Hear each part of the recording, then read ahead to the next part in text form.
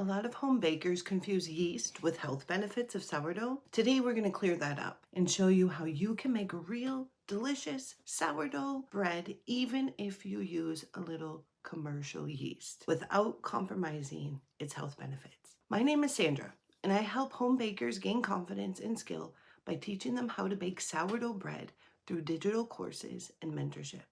If you're new here, welcome. I share simple, approachable methods for sourdough and bread baking that make the process feel doable, even in a busy household. And if you've ever felt intimidated by fermentation, you're in the right place. I also wanted to add that I'm not a medical professional or a scientist, just a curious baker and teacher.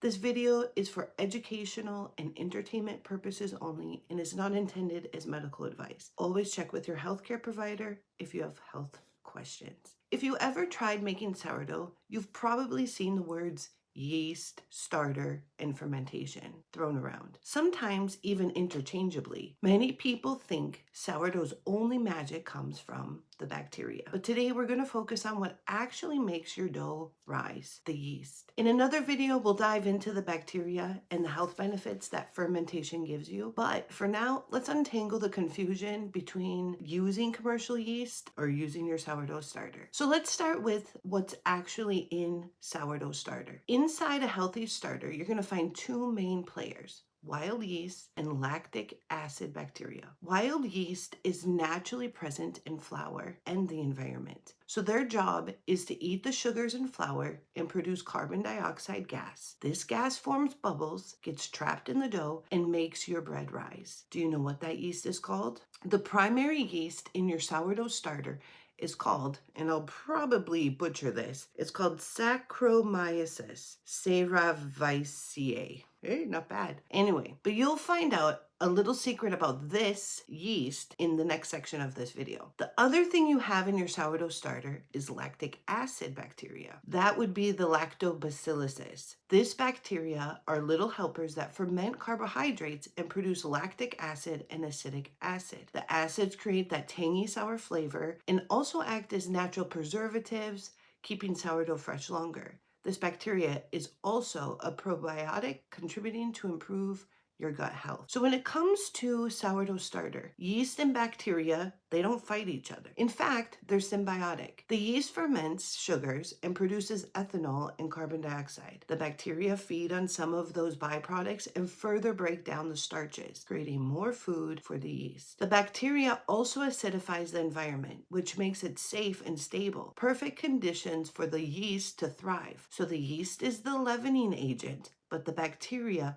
is what make the sourdough flavor unique. So what about commercial yeast? Well, commercial yeast, those packets you buy at the store, is a single uniform strand of this Saccharomyces cerevisiae. It's designed to be reliable, fast and consistent. You add it to dough, it eats sugars, produces carbon dioxide, and you get bread, usually in a matter of hours. Yep, that is the same yeast found in the sourdough starter. Well, people argue that using commercial yeast in sourdough is cheating. It's actually just supporting. The main difference being that wild yeast collected from your sourdough starter has additional types of yeast that are unique to its environment. That adds to the unique flavor profile of your sourdough. So why does using commercial yeast in sourdough bread have such a bad reputation? The difference is time and complexity. With commercial yeast, fermentation happens quickly, so there's less time for starches and gluten to break down. And when I say the rise, the quick rise. With sourdough, fermentation is slow. That slow process pre-digests the flour, making it easier to digest the bread to the consumer. This also lowers the glycemic index, reducing gluten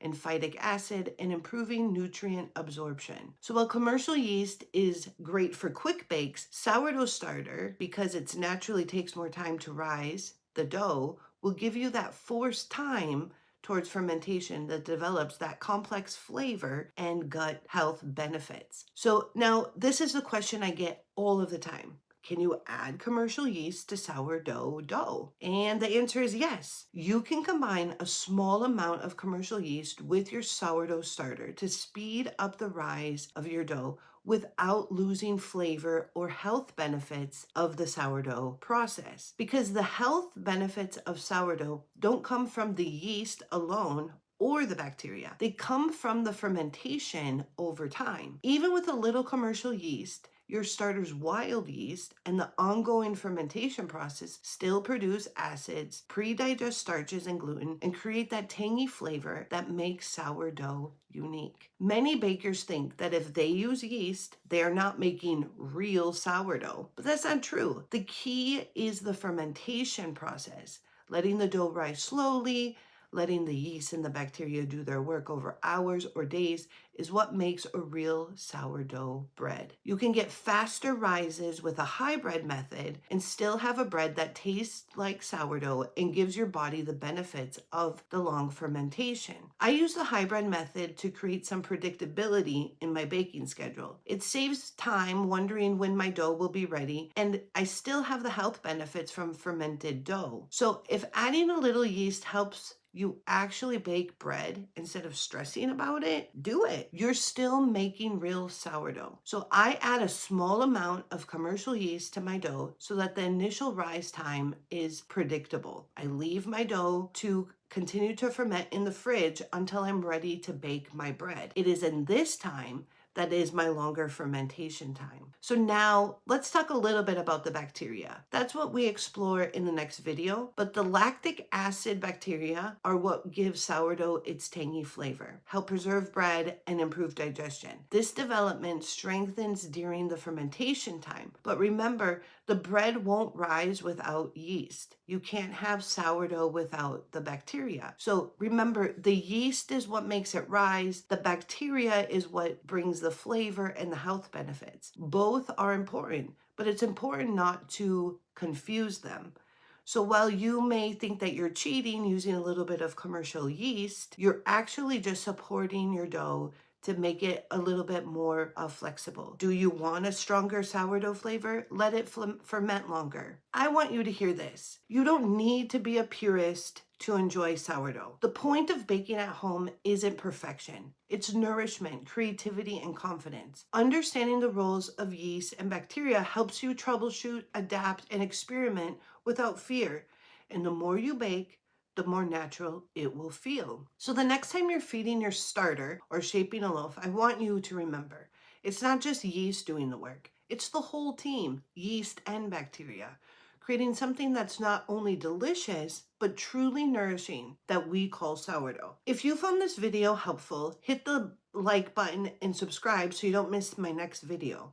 And if you're ready to finally gain confidence with sourdough, check out my Sourdough Made Simple course. It's designed to walk you step by step through the process so you can bake bread you're proud of. I'll link it below. So now I'd love to hear from you in the comments. Have you ever tried a hybrid loaf with both sourdough starter and commercial yeast? Did you notice a difference? Tell me in the comments.